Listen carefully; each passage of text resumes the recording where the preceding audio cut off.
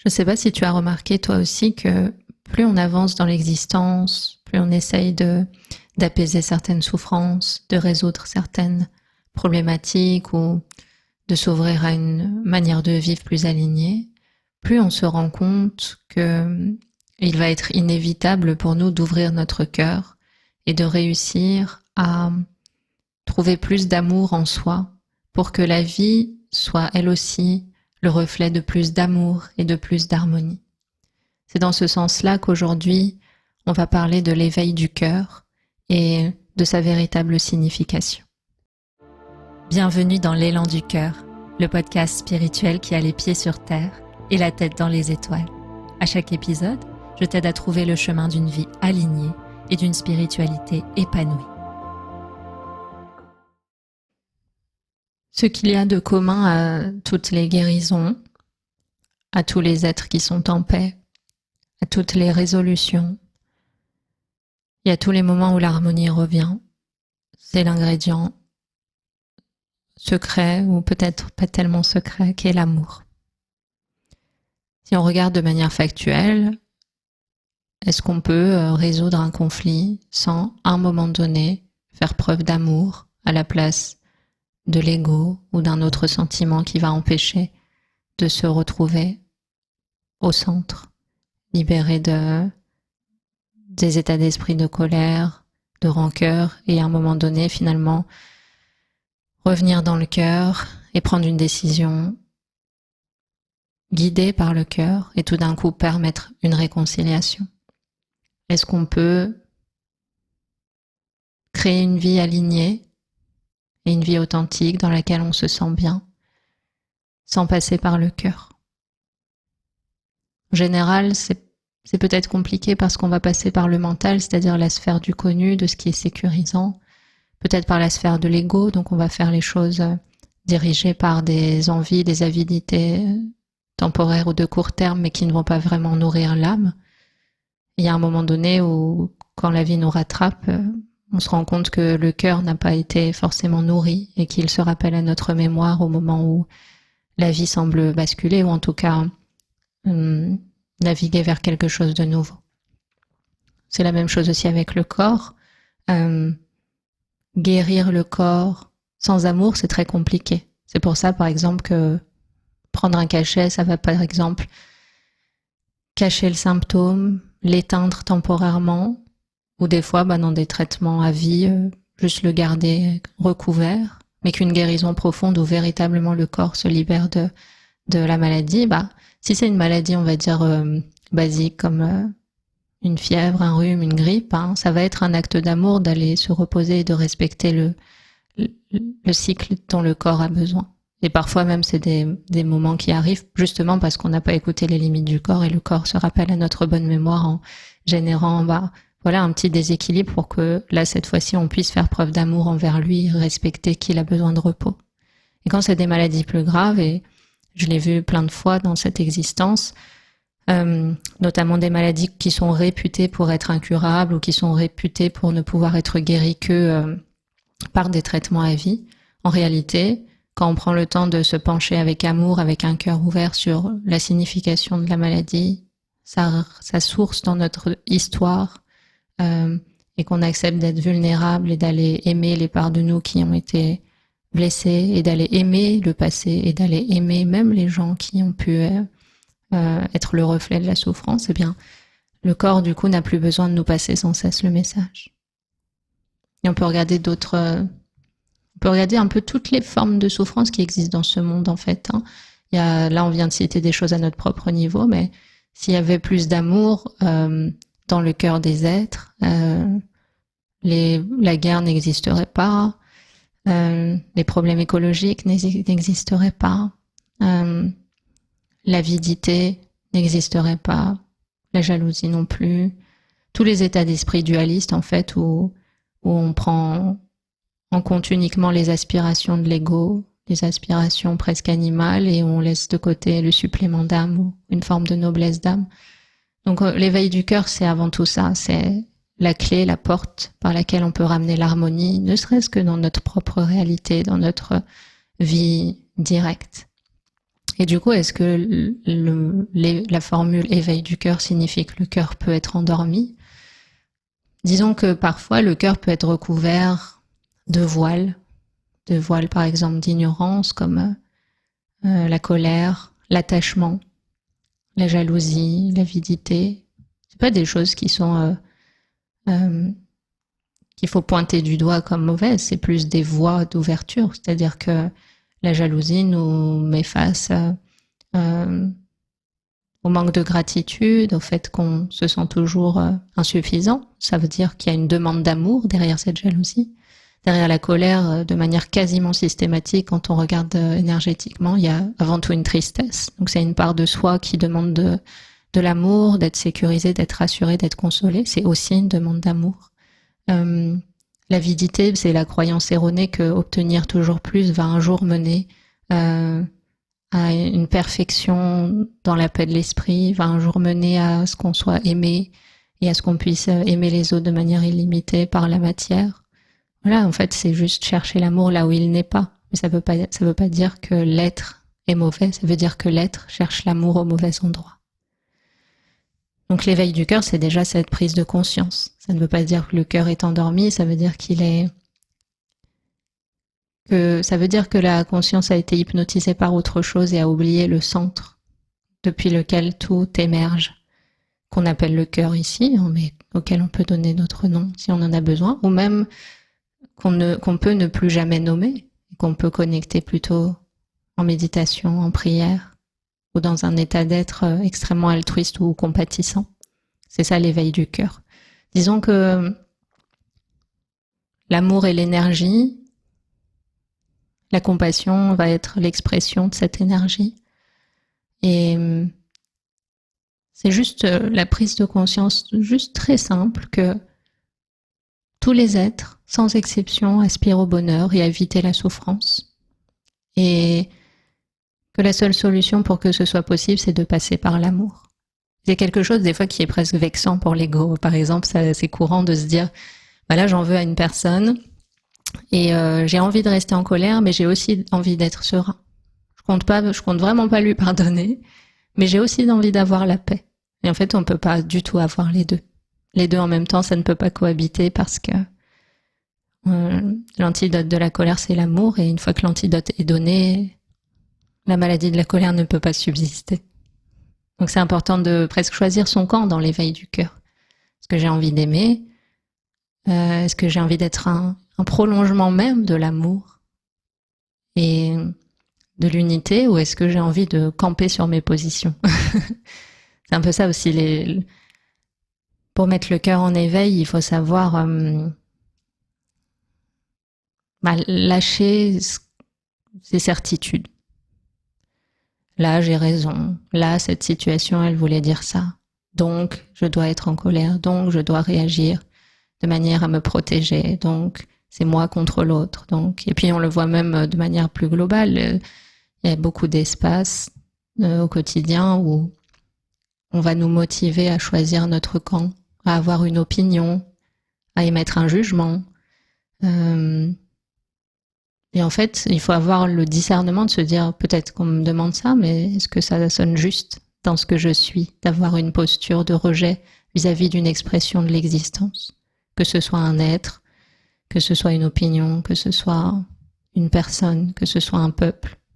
Est-ce que dans ma nature fondamentale, ça a du sens de rejeter, de juger, d'écarter, de priver une part de ce monde, de mon amour? Ça, c'est c'est à grande échelle, on va dire. Mais à petite échelle, c'est la même chose. C'est-à-dire, si on prend juste le microcosme de notre propre conscience, les moments de souffrance sont souvent des moments où on rejette en bloc ce qu'on ressent, où on rejette en bloc la facette de nous qui est en train d'émerger, peut-être vulnérable, peut-être qui doute, peut-être qui a perdu le contrôle. Et en fait, tout d'un coup, comme on a fermé notre cœur parce que cette version de nous ne nous plaît pas, et qu'on ne voit pas juste qu'elle est là pour nous faire croître et grandir en sagesse et en liberté intérieure, eh bien on la rejette et du coup la souffrance vient. Et puis toi qui m'écoutes, tu peux essayer de réfléchir les moments de ta vie où tu as le plus souffert. Est-ce que tu peux confirmer et sentir que C'était les moments où tu avais fermé ton cœur le plus fermement. Et que ce qui t'a permis de retrouver la paix, c'était de réouvrir ton cœur à la situation, par exemple en faisant un travail d'acceptation, peut-être en faisant un travail de connexion avec ce que tu ressentais, de le reconnaître, mais aussi de le laisser partir, de te désidentifier de ce qui était ressenti. Est-ce que ça a été un travail de pardon? Est-ce que ça a été d'accepter de communiquer avec le cœur plutôt qu'avec l'ego à un moment où tu t'es senti prêt ou prête? Est-ce que c'est un moment où tu as choisi de t'écouter et d'arrêter de te faire mal en ignorant ce qui semblait extrêmement juste et extrêmement évident depuis très longtemps, mais que la peur t'empêchait d'écouter? Et l'antidote de la peur, c'est aussi l'amour. Donc, il faut voir dans ta propre expérience, mais ouvrir le cœur permet de résoudre n'importe quelle problématique. Que ce soit sur le plan matériel, relationnel, plan subtil, le plan spirituel, énergétiquement. Même les soins énergétiques, c'est pas vraiment une méthode, c'est faire circuler l'amour là où il n'a pas circulé depuis longtemps. Et après, ça prend plein de facettes, de concepts, d'images différentes, mais le cœur de cette existence, c'est l'amour. Et plus on rétablit l'amour dans un maximum d'espace de notre vie, plus on peut dire que la paix est retrouvée. Ça ne veut pas dire que la paix émerge depuis l'extérieur une fois qu'on a résolu notre existence, c'est pas ça. C'est que ces espaces extérieurs sont, quand ils sont en harmonie, ils sont des reflets de la nature claire et lumineuse de notre esprit. Et quand la disharmonie apparaît, c'est aussi une apparence projetée par notre esprit. Ça veut dire que cette situation va venir nous éclairer sur des parts de nous qui demandent à croître en amour, en ouverture, en compassion, en liberté, et de se délester de conditionnements qui font que des fois on reste dans une sorte de spirale, de cycle comme ça, où on vit sans cesse les mêmes émotions, jusqu'à ce qu'un jour ça devienne tellement souffrant qu'on est obligé de rétablir l'amour, l'écoute, pour laisser partir et s'autoriser à accueillir une autre réalité qui sort des cases du mental, qui sort du connu, mais qui est beaucoup plus alignée avec l'être profond que l'on est. Donc ça peut être une clé à garder en tête quand il se passe quelque chose dans l'existence qui n'a pas été prévu, qui vient ébranler des certitudes, qui vient faire perdre le contrôle. Il faut se dire c'est dans le sens de la vie. Ça me mène à quelque chose de mieux pour moi-même, mais ce à quoi je suis confrontée là est une occasion de transformation intérieure. J'ai pas besoin de me battre avec la situation, j'ai pas besoin de chercher un coupable, j'ai pas besoin d'en vouloir à la vie. Il faut que je regarde avec sagesse, avec ma noblesse d'âme, avec mon intuition, qu'est-ce que j'ai à apprendre, que sûrement j'avais déjà à apprendre depuis longtemps, mais peut-être que là c'est le bon moment. Peut-être que là j'ai le courage, peut-être que là la noblesse de mon cœur va pouvoir m'accompagner dans cette aventure, cette étape, cette évolution intérieure. Et le dénominateur commun à n'importe quel problème qui apparaît, c'est l'amour. Comment je peux aborder, ça c'est une bonne question qu'on peut garder, comment je peux aborder cette situation avec amour. Et il faut s'attendre à, dans certaines situations, notamment les situations plutôt relationnelles, à ce que ça soit confrontant. L'ego, ça va pas du tout lui plaire qu'on lui propose de réagir avec amour. Mais c'est pas à lui qu'on parle. C'est à l'âme qui est toute puissante dans cette existence, c'est à ce qui est profond en nous, qui nous guide, qui connaît le chemin et qui a déjà la sagesse, la clarté, la grâce, l'amour. C'est à cette part-là, finalement, qu'on demande de gérer la situation. Si on demande à l'ego de la gérer, en général, ça crée de la confrontation, du conflit. Donc peut-être que l'ego va se complaire à rester dans un rapport de force, mais l'être que nous sommes, et on l'a tous sûrement vécu, ne sera jamais à l'aise.